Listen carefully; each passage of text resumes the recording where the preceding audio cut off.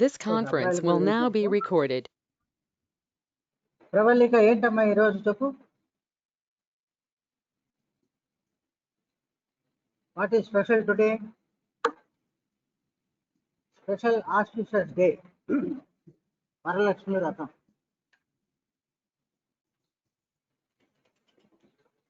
ఈరోజు వరలక్ష్మి వ్రతం. ఏమేం చేసుకుంటారు వరలక్ష్మి వ్రతానికి చెప్పమ్మా. వరలక్ష్మి వ్రతానికి ఏమేం చేస్తారయ్యా? పవన్ కళ్యాణ్, ఓ పవన్ కళ్యాణ్ సార్, వరలక్ష్మి వ్రతానికి ఏమేం చేస్తారయ్యా? నీకు ఇదే పండగ. రాజేష్ తెలుసు సార్, బాగా రాజేష్ ఇంట్లో చేసి వచ్చాడట సార్ ఇది ఈరోజు. ఇది రాత్రి. బట్ ఎనీవే, అందరికీ వరలక్ష్మి వ్రత శుభాకాంక్షలు. ఈరోజు the most important, one of the important topics in the liver, హైడ్రాటిక్ డిసీజ్ ఆఫ్ ది లివర్. ఎందుకంటే మళ్ళీ మనం 11:30 అయ్యేటప్పుడు మన వెనక కాసుకొని ఉంటారు కదా.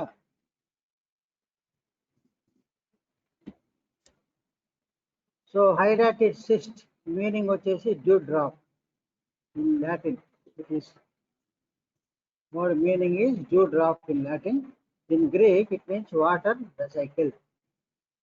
Echinococcus means hedgehog berry. But it is called hedgehog berry in Greek. And the causative organism is Echinococcus granulosus. Remember, otherwise known as dog tapeworm. This is dog tapeworm. Inka vere unnai kada, pig tapeworm enne unnai kada. Tinea సోలియం వచ్చేసి cattle, ఇది aux ఈ బఫెలోలు ఇవి ఉన్నాయి కదా. So కాబట్టి this is called dog tapeworm because dog is the definitive host and the human being the intermediary host for this hydatitis disease. So these are the hydatitis. How they look like a bunch of grapes. Usually they are white in color like this.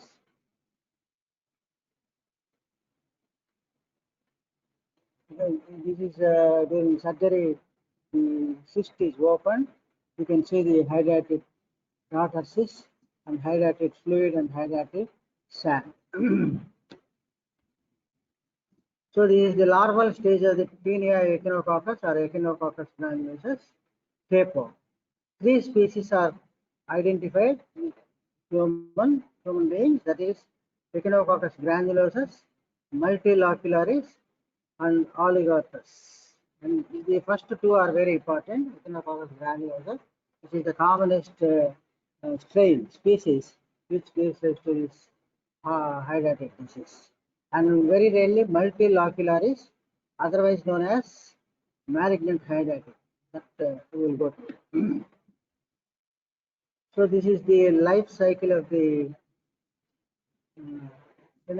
because it is present in the sheep, and from the sheep the cyst will be ingested by the sheep liver or sheep organs will be taken up by the dog, and dog passes the over. Yes.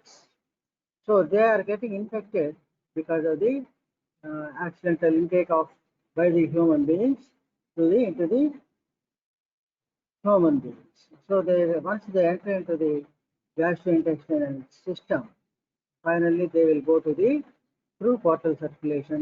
The common organ that is involved is the liver. This is the structure that exists. This will highlighting in the other slides. So it is widespread in sheep rearing areas. Dogs pass excess of adult tapeworms. Humans are infected by contaminated food and fingers. So from the dogs, the eggs will be contaminated and they will come into the human beings. And remember, hydatitis is very common in one place in Andhra Pradesh. Anybody having an idea? Huh? In Kurnool district. In Kurnool district, in Kurnool, I don't know what is the reason. Probably there, but Kurnool district, lot of, because I worked in Tirupati, and we used to get lot of cases in the surrounding areas of Kurnool district. Some cases will come to the Tirupati. So in Kurnool, as far as my knowledge is concerned, it is common in Kurnool, in Andhra Pradesh. So the eggs are taken up, they hatch in the gut, penetrate the mucosa and reach the portal bloodstream, and they will go and settle into the various structures. The common being the liver. See, this is the embryonated egg. It will be like this, and this will be taken. These are passed by the dogs, and they will be taken up by the human beings. So once this chitinous layer will be digested in the duodenum and stomach, and the hexaconch, this is called hexaconch larva or oncosphere. Hexaconch embryo or oncosphere it is called. You can see the 6 hook-like structures, and otherwise known as oncosphere. This is oncosphere. Once this chitinous layer is digested in the digestive fluids of the stomach and duodenum, this hexaconch embryo or oncosphere will be released into the intestine, and it will enter the portal radicals. See, same. It will enter the portal radicals, and from there it usually goes to the right side of the liver, because this is the direct channel. Already told you the left portal duct or the left portal vein is bigger. You can see just like this, pointing index finger. So the right is straight. So this is the portal vein. This is straight, and left is a little longer. That's why this is the laminar flow is into the right lobe of the liver. So the common side being the right lobe of the liver. And liver acts as a first line of defense, because they will be halted in the liver. From there, or some of the these oncospheres may enter into the systemic circulation, probably via the hepatic artery or by the other systemic vessels, and they will go elsewhere. This is the Echinococcus granulosus. See, there are three, what do you call them? 3 segments will be there, and this is the head with suckers and hooks. It will be like this, Echinococcus granulosus. And you just go through the microbiology or parasitology textbooks, briefly read immediately regarding the life cycle of this Echinococcus granulosus, because this is very important question. Either, if not for essay, definitely it will be asked for 4 marks question, not 2 marks, 4 marks question. So the rate of growth depends on the immunological resistance offered by the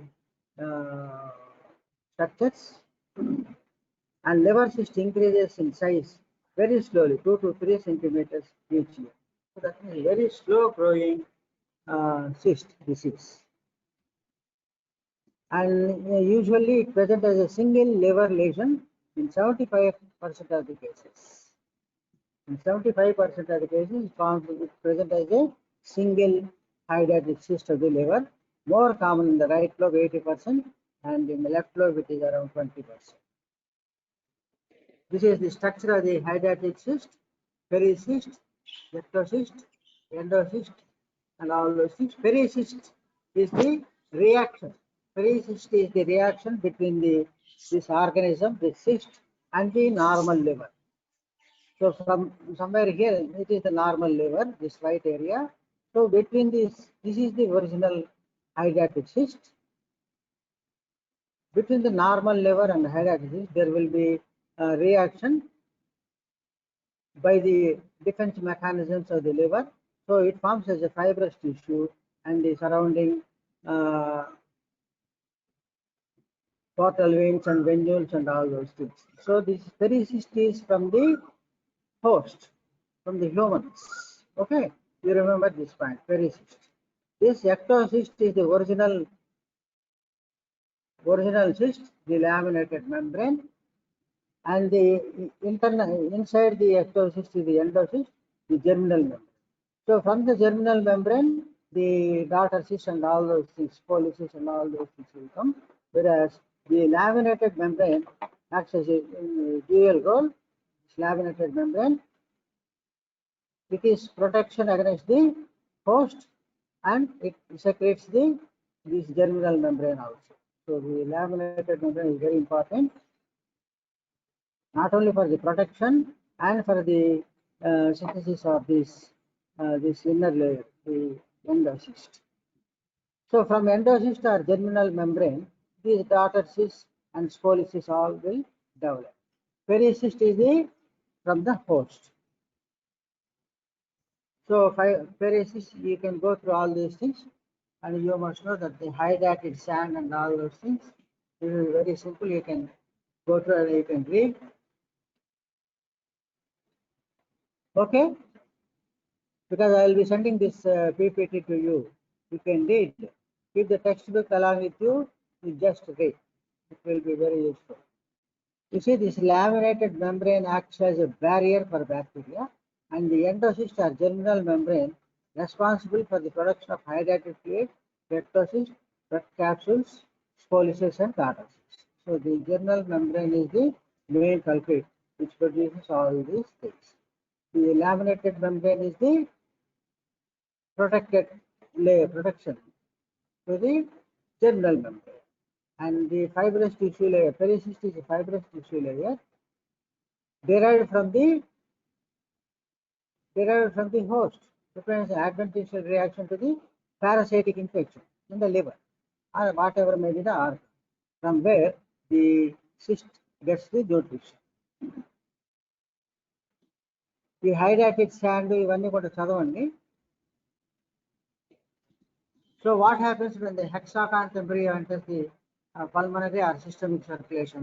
So this is the common site is the liver, or sometimes either from the liver or from the, suppose the liver hydrated cyst may rupture into the lungs, or from the hepatic artery or from the systemic circulation, it may go to the any of these organs. So hydrated cyst of the bones, brain, heart, kidneys, muscles, and spleen, of course, lung, also all have been described, giving rise to various variegated symptoms depending on the location. So the clinical features depending on the size of the cyst and location of the size and stage and location. So we usually discuss the hydrated cyst of the liver.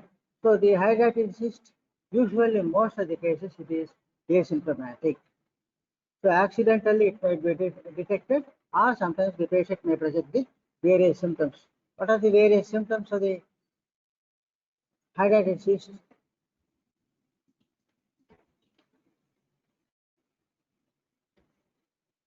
The clinical presentation is a simple, uncomplicated cyst. Because it is in the liver, there will be hepatomegaly. Because it is in the liver, there will be vague abdominal pain in the right hypophyte. There may be dyspepsia or vomiting, nausea and vomiting may be there. The hepatomegaly will be there, along with the palpable mass in the right upper quadrant. So hepatomegaly and the mass may be felt. Mass may be felt in the liver. This is the main clinical presentation of an uncomplicated cyst. Of course, if it gets complicated, the signs and symptoms of complication will occur. So these are the clinical features. You have to remember this point. Hydrated film elicited by 3-finger test. Suppose there is a liver usually enlarged. Liver is very much enlarged. You are feeling a cystic swelling within the liver. You keep 3 fingers over there and you focus over the middle finger. and the temples will be spread to the other fingers. That is called hydatid drill, a 3-finger test. This is very important. You have to mention in the clinical features. Jaundice and pain depending on the size and site, discomfort, occasionally splenomegaly, pleural effusion, cholangitis, allergic asthma, fever, and all those things. All those things will occur depending on the site and complications of the camulatitis sinuata. Following intrabiliary rupture, gas enters into cyst, causing partial collapse of the cystic wall. So that is called camulatitis sign. Of course, it is a radiological feature because you cannot see that. The collapse of the cyst wall, you cannot clinically identify, probably radiological. So you have to differentiate from these these three important other common things: hepatoma, amoebic liver abscess, and other cystic diseases of the liver. Other cystic disease, pseudocysts or cystic neoplasms, and all those things can occur in the liver. So from all those things, congenital cysts and polycystic disease of the kidney and all those things, you have to differentiate. And how will you differentiate from amoebic liver abscess? How will you differentiate? So amoebic liver abscess, usually the patient will have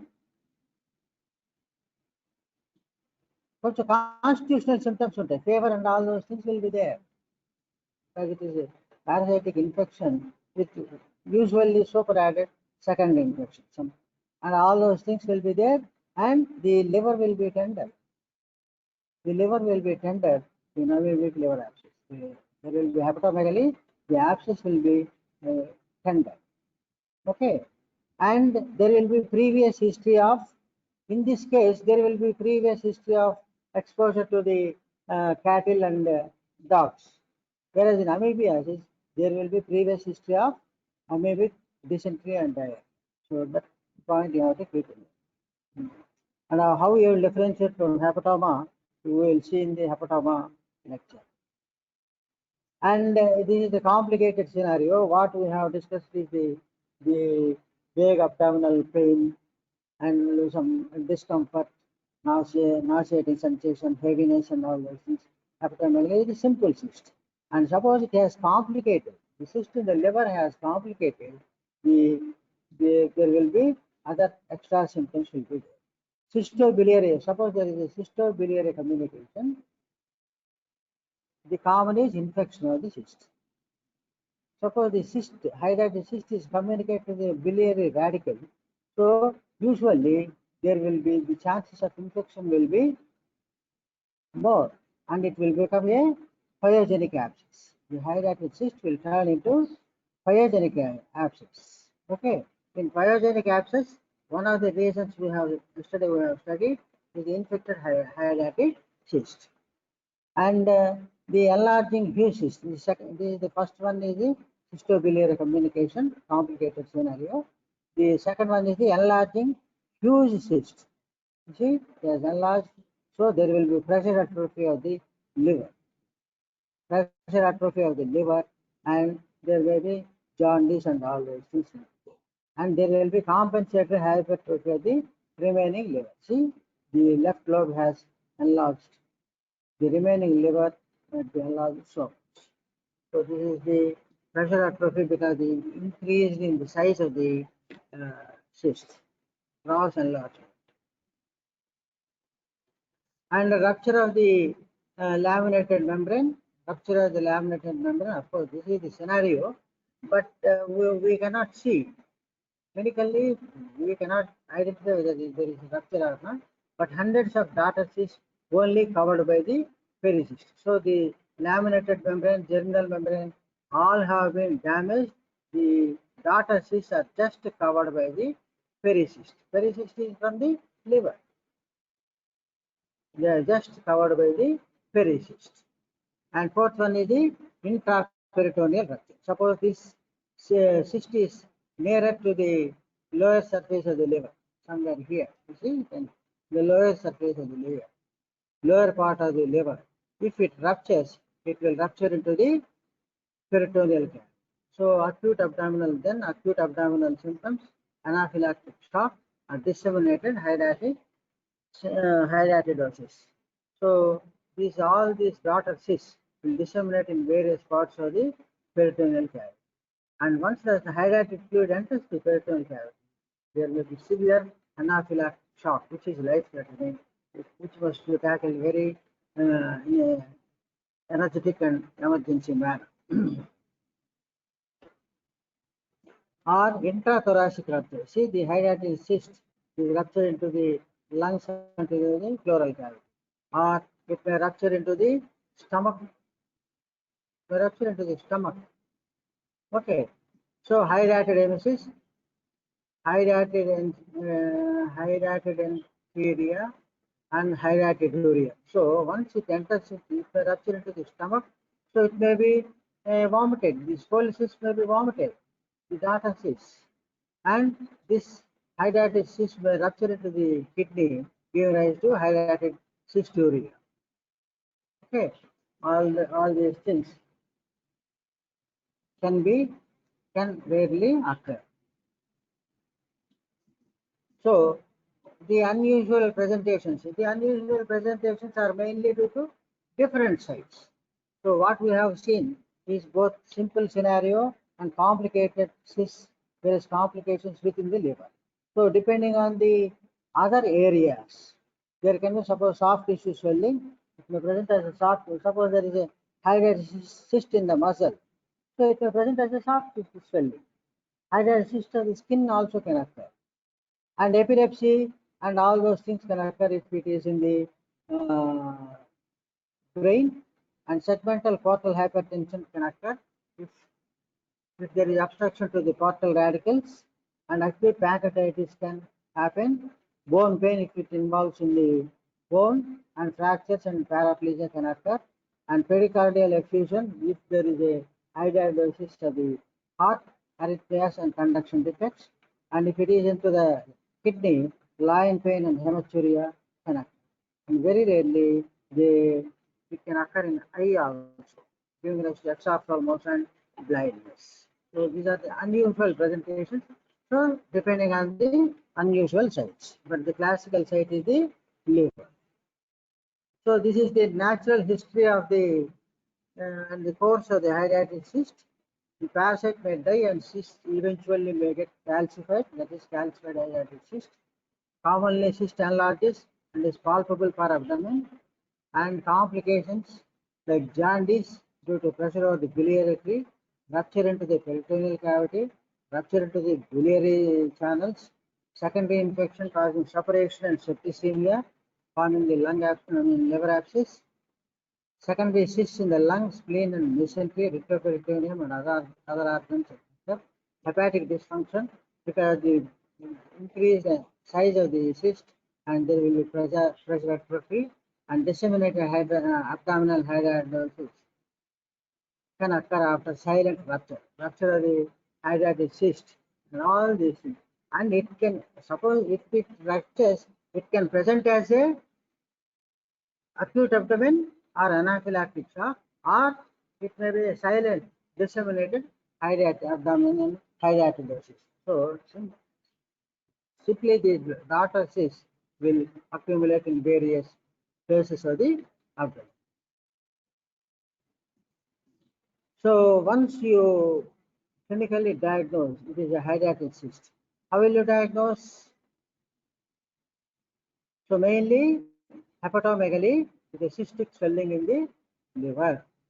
So in that cystic swelling there will be hydatid trill. Okay, that is the only point. And history of endemicity, history of exposure to dogs and all those things, the indirect evidences. So that is how you can come to a reasonable conclusion. And as I already told you, the liver swelling in Kurnool district was our observation. Kurnool district, suppose the patient present with liver swelling, first and foremost is hydatid cyst. Whereas in other places it is a different thing. Secondaries and all those things will suspect. That is the common presentation of the liver swelling. Whereas in Kurnool area, once the patient comes with hepatomegaly, Until proven otherwise, they will think in terms of high dialysis. So X-ray chest, what will be there? There will be rise a right dome of the diaphragm because the liver is enlarged. The cyst is inside that liver. The cyst will be enlarged. And in the X-ray of the abdomen, areas of calcification in liver cyst. If it is calcified, you can see it. And ultrasonography abdomen, you can see the circumscribed swelling. This is the, you can see this is the ultrasound of the abdomen. See, you can see the cyst, hydatid cyst with the loculi. Here we can see only one locule, and it has been aspirated. And you can see this is a calcified cyst with axial appearance. So, single cyst, simple cyst, loculated cyst, and cyst filled with matrix or amorphous mass, because the more hydatid sand might be present in that case, and this is the calcified cyst. All these things can be diagnosed in the ultrasound of the abdomen. So you can see the hydatid sand.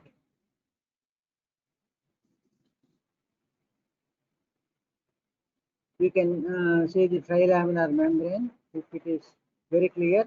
What are those three laminae? Pericyst, ectocyst, and endocyst. Ectocyst is laminated membrane, endocyst is germinal membrane. So CT is the main hallmark investigation. For better information of the cyst density and contents and various other things, whether it is communicated by biliary radicals, and another important thing is to be in which segments of the liver they are very commonly in which segments of the liver the cyst is present. You know, liver is having how many segments? 8 segments. Liver, huh? 8. 8 segments. 8 together, left 4, 1 to 4 in the left, 5, 6, 7, 8 are in the right. So in which lobes the cyst is located? So for example, if the conservative management fail, you can access those segments. Partial hepatectomy you can do. So that segmental anatomy is better delineated in computerized in CT scan, not in ultrasound or some other thing. In CT scan, you can identify the lobes. So which lobes of the liver are involved, we have to, you can identify. So you can see the CT films, see the multiple cysts. The multiple cysts in the liver. See, in this, multiple daughter cysts are there. And this is a satellite cyst, exogenous vesiculation. So there will be vesiculation. That means vesiculation means from the germinal membrane, usually these daughter cysts will be entering inside, but sometimes they will go outside. That is exogenous vesiculation it is called. So this is the cyst. This is the daughter cyst. Usually these daughter cysts will grow into the cyst wall, into the lumina of the cyst. But very rarely there will be exogenous vesiculation. Very rarely it can be. So all these things will be very clearly identified by the CT scan. The relation to the which segments are involved, whether there is communication with the biliary tract radicals or not. You see in this case, what is that you see? This is the germinal layer which is detaching from the cyst wall. This is called water lily side. So this is called water lily sign. That means the germinal layer has got detached from the laminated membrane and partial detachment, giving rise to water lily appearance. This is also a very important sign in CT. So CT is mandatory See, this is very important. The ultrasound alone sufficient for planning the therapy ante? No, because ultrasound will give the site and size of the hydrogen cyst. But in which segments it is related, whether it is communicated to the biliary radicals, whether there are other hydrogen cysts in the other parts of the abdomen, all those things can be identified by the CT. So before going for a surgical procedure, CT of the abdomen is very important. CT of the abdomen. Of course, MRI also can be taken. See, this is the MRI of the hydrogen cyst. You can see the hydrogen cyst with. The only thing is MRI is a little costlier than CT, but the radiation exposure will be very less. Radiation exposure will be very less with MRI. That is the only advantage. Especially suppose if it is a pregnant, CT is contraindicated. So in such cases, MRI of the liver can be taken. You can see this. The cyst is very close to the biliary radicals. You can see it is communicated to the biliary radicals. See? So in such cases, the treatment modality will be a little different, which we will discuss. So this is the CT scan, preoperative cyst. Just as an example, the cyst is excised. So the cyst is after operation in the same patient. That means the cyst is excised. So what you are seeing is just fibrosis, redundant cavity of the cyst. This is the pericyst area which has collapsed because we have removed the cyst. The cavity is packed with momentum. Of course, these are the various modalities of. See, after cyst excision, you have to do some procedures. You are coming them in the treatment. So this is the advantage of the CT, where you can clearly identify where exactly is the pathology in relation to the segments of the liver, in relation to the biliary radicals and portal radicals. And ERCP is endoscopic retrograde cholangiopancreatography. ERCP is indicated when the cyst has ruptured into the common bile duct. Okay, and the cyst has ruptured into the major hepatic duct, that means right and left hepatic duct. So that once it has ruptured into the hepatic duct, that hieratic sand, that daughter cyst debris, they will enter into the common hepatic duct and common bile duct, and it will cause obstructive jaundice. And there will be a lot of infection, and there will be a lot of secondary infection, fever will be there. In such cases, the debris and all those things will be removed by passing the ERCP. ERCP is endoscopic retrograde cholangiopancreatography. The endoscope will be passed and the cannulas will be passed from the duodenal papilla into the common bile duct, and the debris will be extracted. This we will discuss more in detail in gallbladder chapters. ERCP, just remember that. Of course, they are the blood test, immunological test, antibody test, antigen test, ELISA test, complement fixation test, latex agglutinin. So many things will be there. We are not much bothered, but whether the patient is having hydrogen cyst or not, for us, simple ultrasound is sufficient. Clinical features and ultrasound is sufficient. And you have to remember this question is test. Old age test, the intradermal test, you have to remember because it is given in all parasitology books. Some people, old timers, may ask this, what is specialist test for hydrotic disease? You just go through this test, simple test. And remember, all these serological tests seldom give definitive information. So that's why we go for ultrasound or CT. Okay. And this is the WHO classification of the hydrotic cyst. This is the unilocular no cyst wall. This is called the CL, the WHO classification CL. unilocular, no cyst wall, parasite status is active. This is CL. Then the CE1, that is the pure fluid collection, with snowflake sign. These are probably the snowflake sign. This is the highlighted sand, which gives the appearance of the snowflake sign. And the parasite status is active in this CE1. And in CE2, visible cyst wall. You can see the visible cyst wall. You can see the visible cyst wall and with the multiple internal septations. And parasite status is active. So in CL, C1, CE1 and CE2, the parasite is active. Suppose it ruptures, it spreads to the other areas active. And CE3 is the detachment of the laminated membrane. You see, this is the pericyst. The laminated membrane is detached, giving rise to what is this? Water lily sign.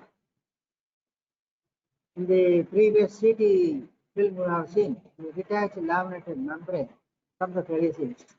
The what we call it, this is floating within the cyst fluid, giving rise to water lily sign.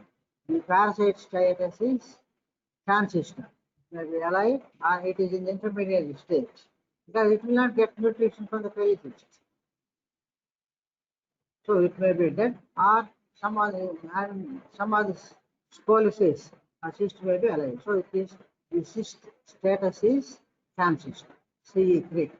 And in CE4, hepatogenous, heterogeneous, hypo or hyperechoic areas. Heterogeneous, you see the hypo and hyperechoic areas will be. And the no daughter cyst, parasite status is inactive. So these are all the degenerated. That means almost the cyst, the life cycle of the cyst has, the organism has ended. So these are the degenerated things. No daughter cyst. See, suppose there are daughter cyst, they will be around like this. No daughter cyst, only hyperechoic and hypoechoic heterogeneous shadows will be there, and the parasite status is inactive in this case. In CE3 it is transitional, CE4 it is inactive, and in CE5 it is calcified. It is calcified.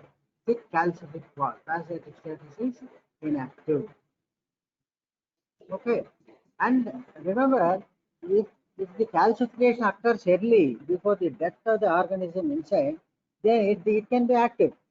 Still the organism can be active inside. But depending on the situation, you know. But in CL, CE1 and 2, 3, CE1 and 2, the parasite is active, CE3 is transitional, CE4 is inactive, CE5 is inactive, and the cyst is calcified. See, this is the speck of calcification you can see in the ultrasound or CT. The other classification is GAR-based classification. Almost same. Type 1 is pure fluid collection. Type 2 is fluid collection with a split wall. Type 3 is fluid collection with septa. Type 4 heterogeneous appearance. Type 5 reflecting thick walls. Almost same that WHO stage. So coming to the treatment of the hydatid cyst, you know the drug of choice for hydatid cyst? Echinococcus. What is the drug of choice for amoebiasis? Metronidazole. Drug of choice ఏంటి? Metronidazole. Metronidazole, arnidazole, saxenidazole, plinidazole. But you have to say metronidazole only. Likewise, the drug of choice for this hydatid cyst is mebendazole, albendazole. Heard? Yes, sir. Albendazole. This is for all tapeworms and roundworms, threadworms, and all those things. So the albendazole is the drug of choice. So the different modalities will be taken up depending on the various places and various sizes, various clinical features, and the general condition of the patient. So the hydrated cyst of the liver, of course, this is a multidisciplinary, and you have to be very careful and all these things. Several procedures are available like paid, pericystectomy, chromatoplasty, hepatic segmentectomy, and appropriate management is customized according to particular patient or organ involved. And if it is leave asymptomatic and inactive cysts alone, monitor size by, for example, CE4 and 5. No, they are inactive, and the worm is inactive. The organism is inactive. You can simply observe her and if the patient is deteriorating, then only, and if the cyst is increasing very much in size, and the patient is having deteriorating signs and symptoms, then you have to track it. Otherwise, the careful observation while the serial ultrasound screening can be taken. And of late, laparoscopic approach is also has been tried. So, hydrated cyst of the hydrated disease of the liver అనగానే pair అనే మాట రావాలి. And pair has been asked as a 2 marks question also. Pair itself has been asked as a 2 marks as a short notes. And sometimes it can be asked as a 4 marks question also. ఒక పేరు అని అడిగినప్పుడు ఏమని రాస్తారు? You just don't write the procedure, simple procedure. It is caused by the hydrated cyst, echinococcus granulosus, and is brief 2 lines of life cycle, 2 lines of various clinical features. రాసి అప్పుడు management పేరు రాయాలి. పేరు just don't start with P. Okay, so it is a percutaneous puncture, aspiration, installation of spolicidal agent, and reaspiration. Pair is this: puncture, aspiration, installation of spolicidal agent, and reaspiration. And this is best for hepatic hydrated cysts. Also for those relapsing and recurrent or relapsing cysts also, this is the best procedure. Pair. So this is a conservative procedure. So what will happen? The percutaneous in this pair is indicated in the patient having a patient who refused surgery, and inoperable patient, and CL CE1, 2, 3. CE1, 2, 3, where the organism is active and multiple cysts more than 5 centimeters in different liver segments. In such cases, we cannot completely remove the liver. So in such cases, we can do multiple pairs depending on the various factors. These are the indications. And we do not do pair if it is in the superficial location. For example, if it is here, what is the danger if we do pair? Accidentally, it may rupture because it is in superficial. It may rupture into the peritoneal cavity. Because pair means you have to introduce the needle. By any chance, if some of the contents have entered the peritoneal cavity, the patient will have anaphylactic shock and peritonitis. So this is the, if it is in the superficial location, don't go for pair. Only surgery and removal of this entire cyst. And honeycomb pattern. So when there are multiple accumulations and honeycomb appearance, you cannot do pair because once you inject the dye, the spolicidal agent, it may not enter into all the locule. Okay, so when there is multiloculated honeycomb pattern is there, pair is not definitely not indicated.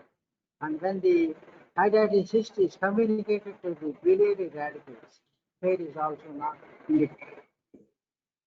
So you should not do pair in case of if it is in superficial location, if it is multiloculated with honeycomb appearance, and then there is a definite evidence that it has communication with the biliary system. So technique of pair, what is that they will do? First, before it is a percutaneous aspiration, before starting the pain. It is very important to give, what is that? Albendazole. So under the cover of the albendazole, you have to do this pain. So albendazole is the drug of choice for these echinococcus infections. What is the usual strength of the tablet? All of you might have used, everybody must use, because it is for not only this echinococcus, for roundworms, hookworms, and all those things. It is usually available as 400 mg tablet, 200. 400 mg chewable tablet, albendazole. Okay, so that is to be given twice daily for at least for 4 days before paid procedure to be continued. So first they will, cyst is punctured. So under ultrasound guidance, the cyst is punctured with cholangiography needle. The cholangiography needle, cyst is entered through non-dependent part to avoid hydrated sand. Because there will be hydrated sand will be there. Hydrated sand is nothing but there is electrolytes and all those things, the spolicytes, daughter cysts and all those things. The debris is having, so you should not enter in the dependent area because the hydrated sand may come into the area. So in non-dependent area you have to go. See, the cyst is entered and you first aspirate the cyst content. This is the technique of the fade. You first aspirate the 30 to 50% of the cyst volume is aspirated. Then you give the radio opaque contrast. You give the radio opaque contrast. You remember this point. First they will aspirate, then you give the radio opaque contrast. Then you inject the hypertonic saline or any spolicidal agent. In this case, hypertonic saline is commonly used and freely available. 15 to 20% hypertonic saline is a spolicidal agent which will be injected. So pain, percutaneous puncture, this is aspiration and this is injection of the spolicidal agent. In this case, hypertonic saline. And afterwards, after 10 to 20 minutes, because the spolicidal agent has to work on the spolices. So after 10 to 20 minutes or half an hour, you completely re-aspirate. Completely re-aspirate the fluid. Okay. So that is pain. Puncture, aspiration of the content, injection of the spolicidal agent, and wait for 15 to 20 minutes and re-aspiration. This is a simple procedure. And sclerosant here used is the hypertonic saline. Various sclerosants have been used. Of course, the same indications for pain and all those things. Contraindications for pain. What are the contraindications for pain? Inaccessible cyst, cyst with multiple septae, what we have seen. Honeycomb appearance, and hyperacquagenic cyst, communicating with the bile ducts, calcified cyst, because you cannot function into the calcified cyst, and cysts in the lungs. Of course, the pain is only mainly for the liver. Remember this point.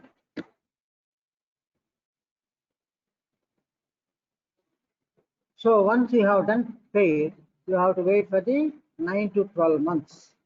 So cyst obliteration will occur only after 9 to 12 months. Very long. So if the patient, whether the patient is improving or not, you have to take seriously whether the size of the cyst is decreasing or not. You have to do under the ultrasound guidance. Okay. So that is the how you have to follow, because complete obliteration will take months to be there, 9 to 12 months. So pain is an acceptable treatment option because it is very safe, minimal invasive, easy to perform, low morbidity and mortality, and shorter hospital stay and very cost effective.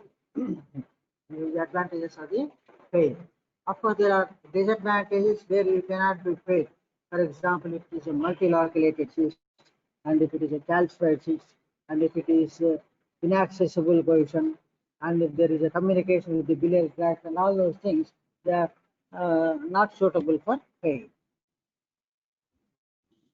So in such cases, when the pain is not, we are not able to do, then we have to go for indications, we have to go for surgery. Indications for surgery are large cyst, because rupture of the cyst into the biliary tract, abdominal cavity, thorax, or into the pericardium, or into the lungs and pleural cavity or pericardium. So that's why if the cyst is very much large, as far as possible, you have to go for surgery. And the elderly patients should not be weighted. Otherwise, once it ruptures means, and the mortality will be high, because the cyst fluid is highly toxic and anaphylactogenic. Okay.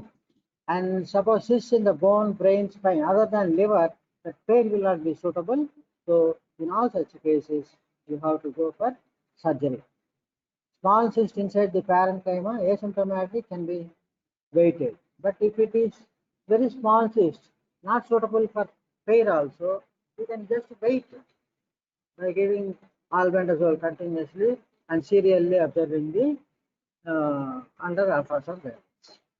And small calcified cyst can be treated conservatively. So when the cyst is very much small, you just wait and watch pulse. And if the cysts are very big, you have to go for surgery. If the cysts are in the peripheral places of the liver, you have to go for immediate surgery because of the fear of rupture into the peritoneal cavity.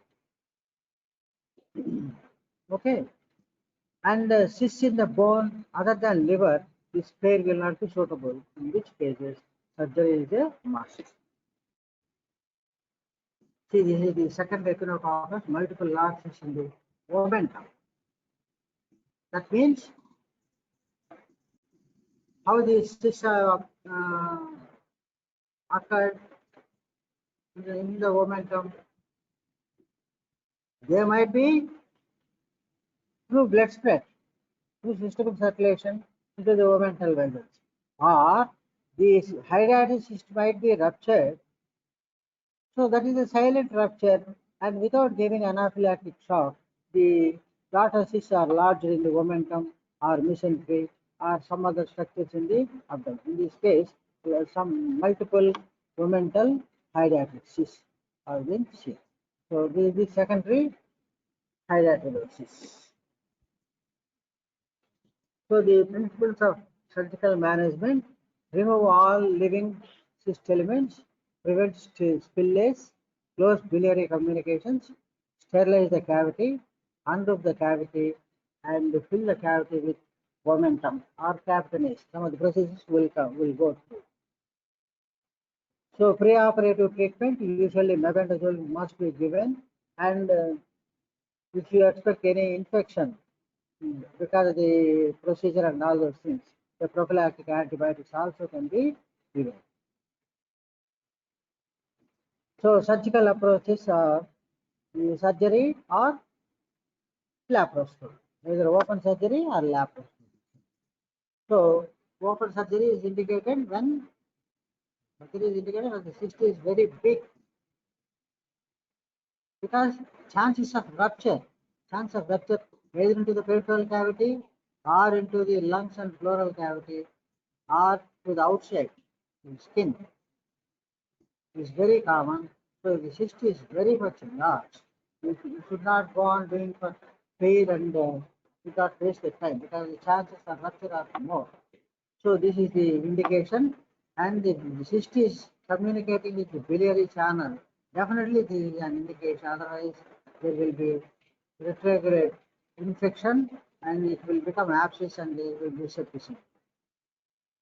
So this is the single cyst which is superficially located. That is at the near the superficial surface of the liver or in the inferior surface, where chances of rupture will be more.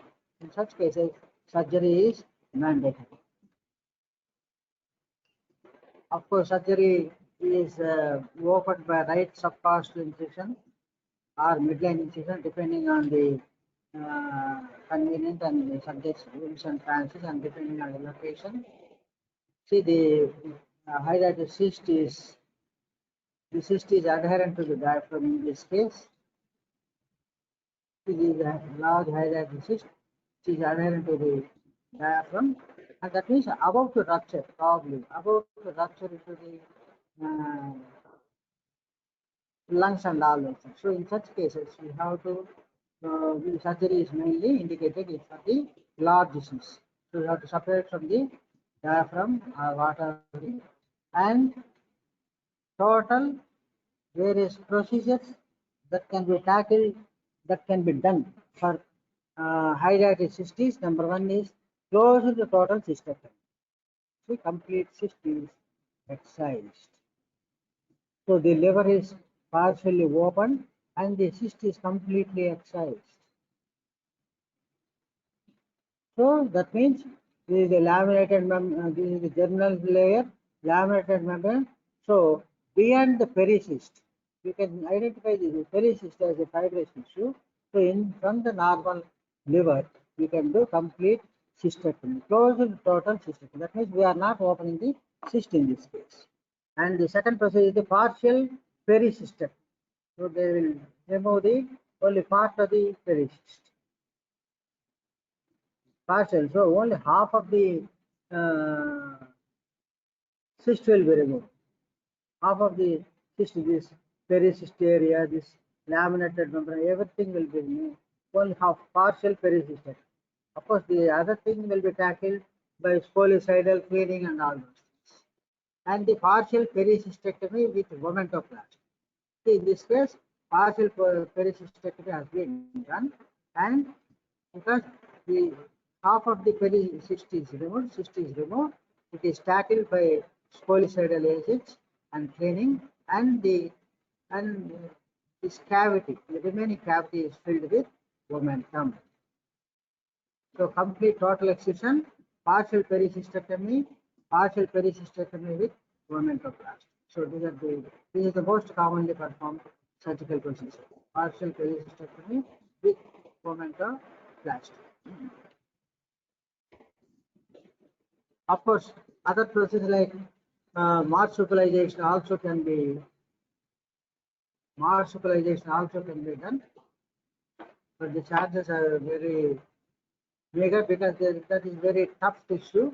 So, but marsupialization also can be done, and right and left lobe resection also may be required, because depending on the site, and if you can know the segmental anatomy of the lobes of the liver, and if it is confined to the left lobe or 2 or 3 segments, you can do right lobe or partial hepatectomy, and all those procedures can be contemplated. So of course, this is one of the surgical steps. You can see this is the large hydrated cyst. They have opened. You can see the cystic fluids. See, they have removed all the daughter cysts, and they have put the betadine solution in this case. It is spolicidal agent, betadine solution probably might be kept. So with that solution, they will completely clean the cavity, and the cavity might be packed with momentum. So the fourth procedure, closed cystectomy, complete closed total cystectomy, pericystectomy, partial pericystectomy with vomentoplasty.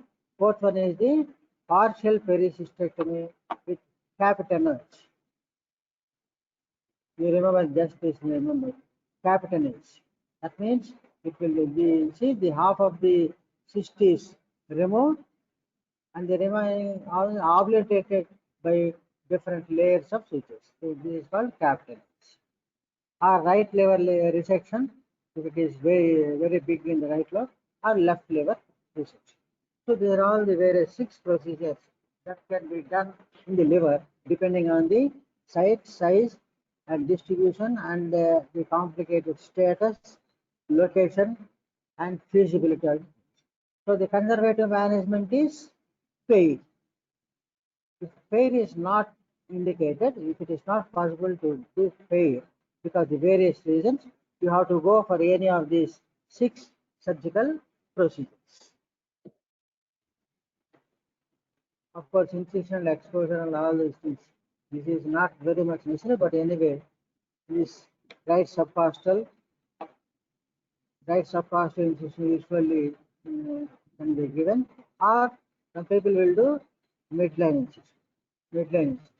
Sometimes it may require, suppose it is very much there in the upper aspect and posterior aspect, they may go for thoracotomy extension also. So this cyst is isolated with green packs. With green packs. మీరు ఎప్పుడన్నా హైడ్రాటిక్స్ surgery చూస్తే ఈ point తెలుస్తుంది. Once the abdomen is open, the cyst will be isolated. See, entire cyst will be isolated. In the green, this is green patch better for better identification of the whitish daughter cyst. ఎందుకంటే white grape light దీన్ని open చేయగానే ఈ daughter sys అన్ని బయటకు వస్తుంటాయి ఒక్కొక్కసారి, అంటే spill కాకుండా చూడాలి. If at all they come out in this greenish background you can easily identify. See, they open, they stay sutures, and they completely aspirate the contents. Aspiration of the complete cyst contents. See, completely the laminated membrane and daughter cysts are removed. See, the laminated membrane is very important. The laminated membrane and germinal membranes are very important because up to laminated membrane, it is the parasite. Only the pericyst is from the host. So all these two things must be removed. Once you ask, ఇది ఎలా ఉంటుందంటే మన లేత కొబ్బరి బోడంలో లేత కొబ్బరి ఉంటుంది చూసారా, అలా ఉంటుంది ఈ లేయర్. Okay, that laminated membrane and germinal membrane. Of course germinal membrane అంతా డ్యామేజ్ అయిపోయి it will be like scolices and హైడ్రాటిక్ sand, but that laminated membrane is by tender coconut, coconut లాగా ఉంటుంది. And daughter cyst you have to very careful. If at all they one or two have spilled, you can identify this green background of packs which you have used for isolation of the things. Okay, and you see the most frequently used effective scolicidal agents. మామూలుగా 15 to 20% saline వాడతాం, or 75 to 90% ethanol, 0.1 to 0.5% cetrimide solution, or 10% povidone, or betadine solution is can be used, and some other things also can be used. And the exposure time is important for 100% protoscolicidal activity. So once you inject this scolicidal agent, you have to wait for 15 to 20 minutes because the scolicidal agent has to act on all the daughter cysts and on the germinal layer. Okay, so the exposure time is very important. అట్లా inject చేసేసి అట్లా aspirate చేసి వెంటనే can't go because the time will taken by the scolicidal agent. ఎందుకంటే అవే అంత పెద్ద యాసిడ్లు ఆల్కలీలు ఏం కాదు కదా, mild solutions. So they can be, you have to allow for at least 15 to 20 minutes for the scolicidal agent to act on the germinal layer and laminated layer. Okay, these are the scolicidal agents. Again, ethanol, hydrogen peroxide, silver nitrate. Suppose there is a bile duct communication because you have removed the entire cyst, and what will you do if there is a communication with the bile duct? See, in this case, suspected cystobiliary communication. If the cyst is more than 10 centimeters, occupies several liver segments, and there is evidence of cholangitis. So once there is evidence of cholangitis, అంటే అప్పుడు fever, jaundice అవన్నీ ఉంటాయి కదా. ఈ classical tried of cholangitis, ఆ tried ఉంటుంది, Murphy's tried అంట.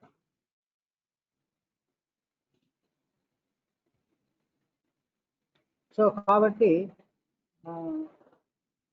ఇవన్నీ కూడా మనము జాగ్రత్తగా చూసుకోవాలి. అవన్నీ ఉన్నప్పుడు యూ హ్యావ్ టు సస్పెక్ట్. అప్పుడు ఏం చేస్తారు, once you remove the cyst, these communications with the small biliary radicals, you have to ligate. You can just ligate. Whereas in this case, it is into the main duct. This is the right duct. So in such cases, we must be very careful not to damage these ducts. So very fine surgery will be required. So after removing the cyst, the packing of cyst with white gauze pack, wait for several minutes whether the bile staining appear or not.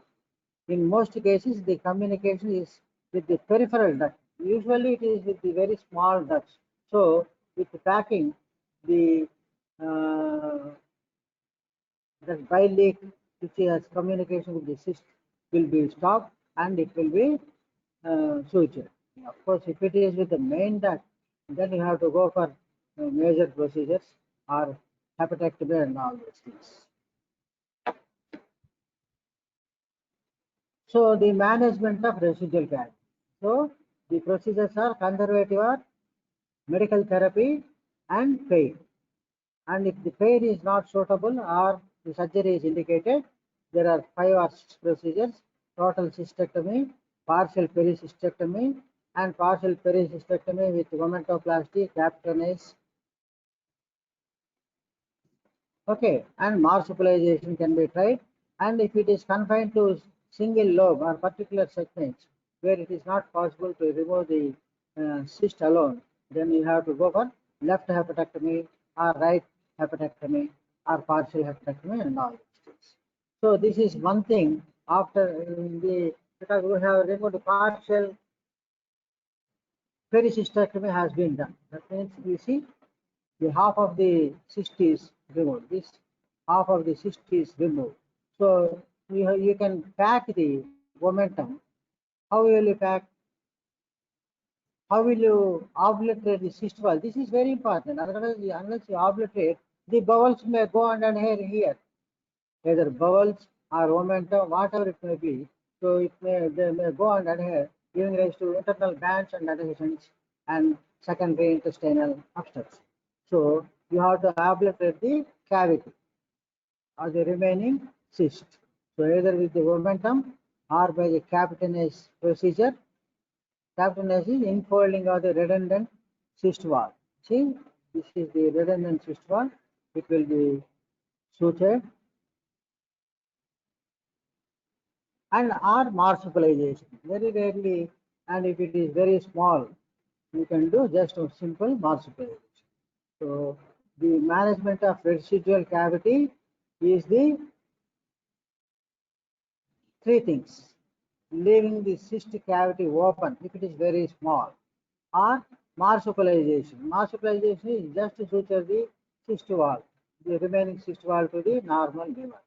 And the omentoplasty is you pack the cavity with the omentum. And capitonase is the obliterating sutures. You just suture and you obliterate the sac. So there are the various procedures for the residual cavity. So they are the hydrated daughter cysts after surgery. You can see. Of course, the same. There we have shown in the diagram the just theory. See how the residual cavity is obliterated. You can leave it like that, or marsupialization, omentoplasty, or capitonase. N is capitonase. In various diagrams you can see.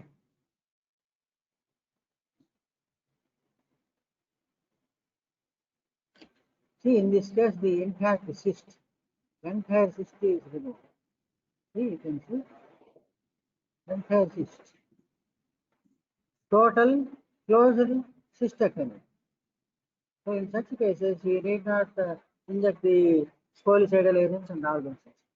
Only if you remove the partial cyst, suppose you have done a partial cystectomy, then you have to inject the spolicidal agents, wait for some time, clean inside, and you do either marsupialization, capitonase, or omentoplasty, or packing with omentum.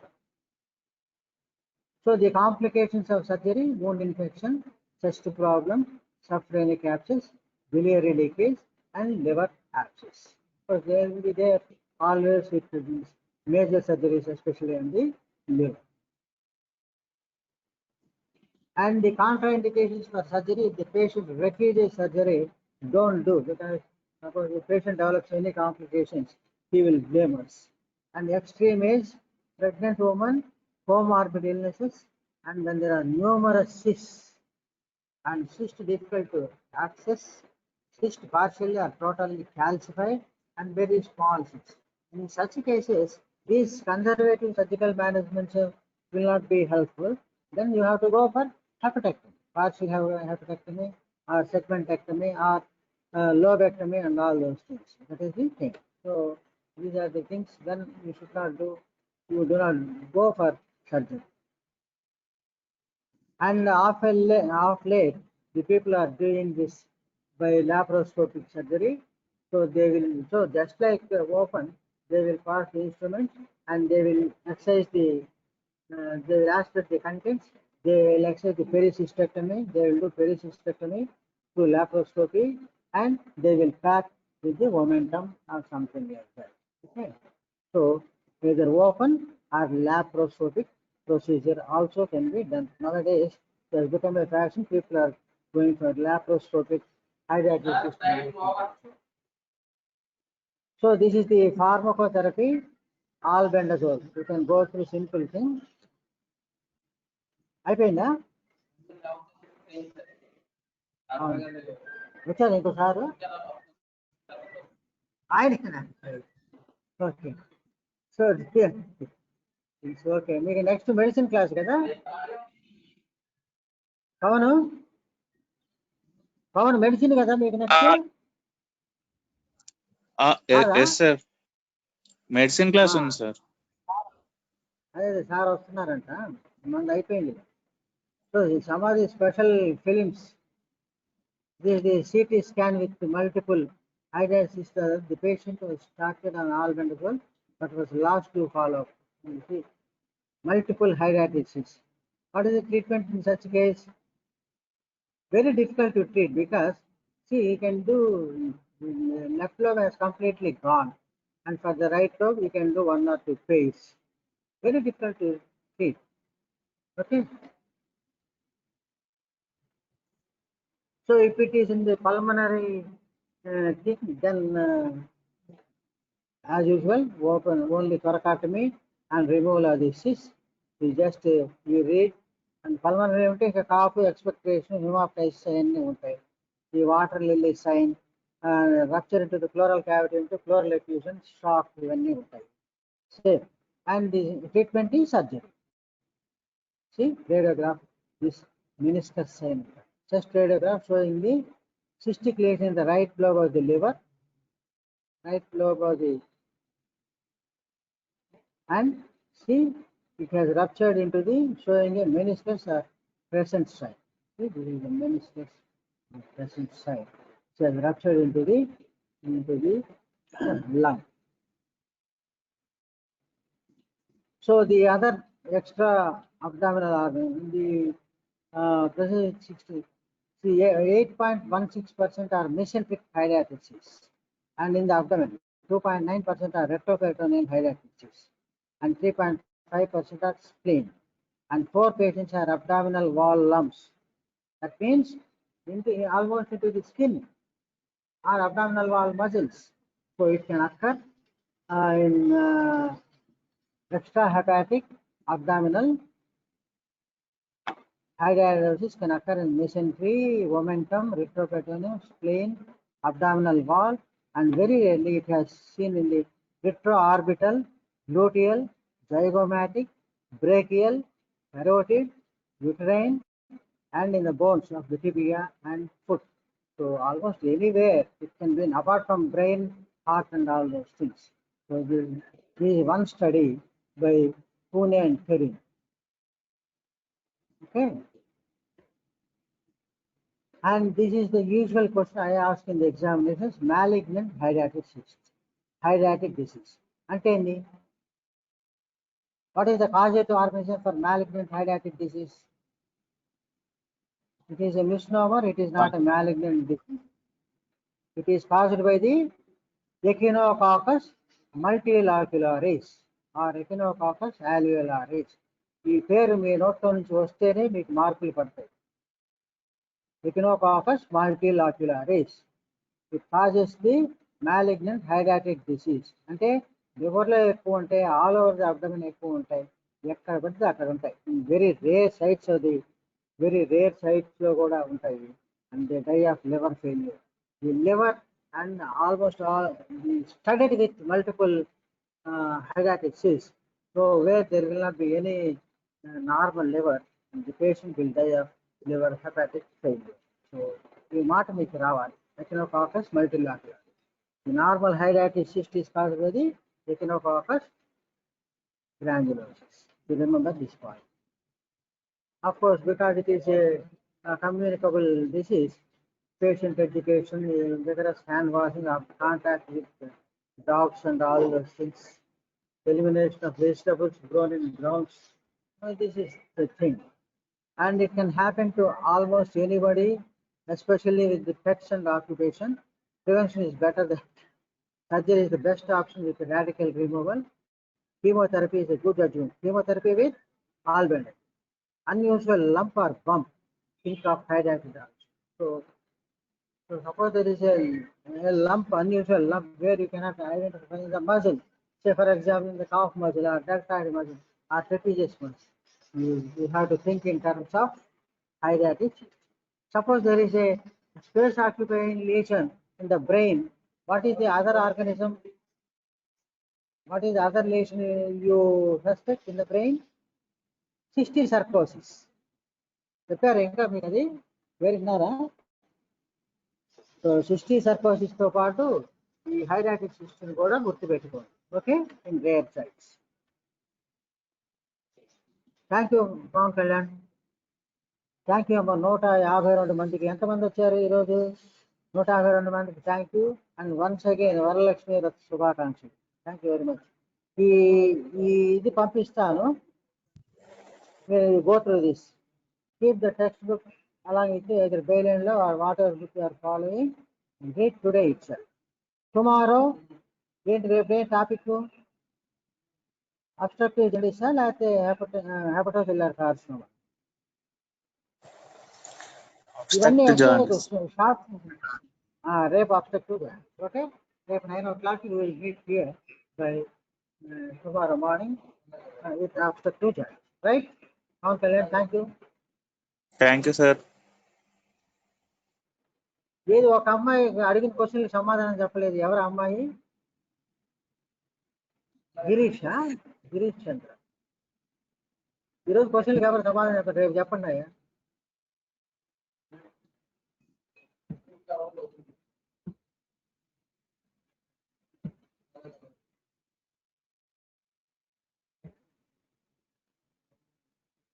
Record ఆపాను. Sir రమ్మను.